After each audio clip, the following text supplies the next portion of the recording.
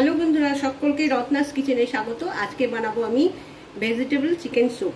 তো তার জন্য কি কি নিয়েছি আমি বলে নিই। এখানে নিয়েছি ক্যাপসিকাম কুচি, নিয়েছি পেঁয়াজ, আর নিয়েছি রসুন কুচি, নিয়েছি একটুখানি টমেটো, পেঁপে, গাজর, নুন আন্দাজ মতন, নিয়েছি 1 চামচের মতন কর্নফ্লাওয়ার, তারপরে নিয়েছি dark soya sauce, tomato ketchup, main ইনগ্রিডিয়েন্টসের মধ্যে হলো চিকেন, তারপরে নিয়েছি গোলমরিচের গুঁড়ো আর নুন তো বলেইছি।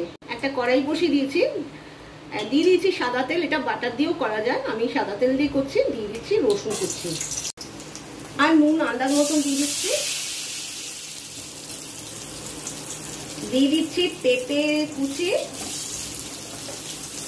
মানে পেঁপে কুচি বলবো না, সরি, স্লাইস করে কেটে নিয়েছি, কারণ পেঁপে কিন্তু একটুখানি পাতলা করেই কাটতে হয়।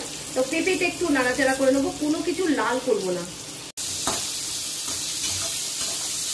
পেঁপে মোটামুটি ফ্রাই করা হয়ে গেছে, এর থেকে বেশি করব না। তারপরে দিয়ে দেবো চিকেনগুলো একটুখানি ফ্রাই করে নেবো। স্লাইস করা 2 টুকরো টমেটো, আর দিয়ে দেবো পেঁয়াজ কুচি, দিয়ে দেবো গাজর কুচি, সবই মোটামুটি দিয়ে দিচ্ছি। ক্যাপসিকামটা একটু পরে দেবো। এবার দিয়ে দেবো ক্যাপসিকাম কুচি। এখানে ব্রকলিও দেওয়া যায়, তো ব্রকলি আমার কাছে প্রেজেন্ট ছিল না, মানে ছিল না ঘরে, তাই আমি দিতে পারিনি। একটু নাড়াচাড়া করে নিচ্ছি, আর ফ্রাই করবো না। এবার দিয়ে দেবো জল আন্দাজ মতন, 1 গ্লাস দিয়েছি, আর 1 গ্লাস দিয়ে দেবো, আর সামান্য একটুখানি দিয়ে পুরো ঢাকা দিয়ে দেবো। তারপরে অন্যান্য ইনগ্রিডিয়েন্টসগুলো দেবো। দিয়ে দিচ্ছি ডার্ক সোয়া সস, আর দিয়ে দিচ্ছি টমেটো কেচাপ।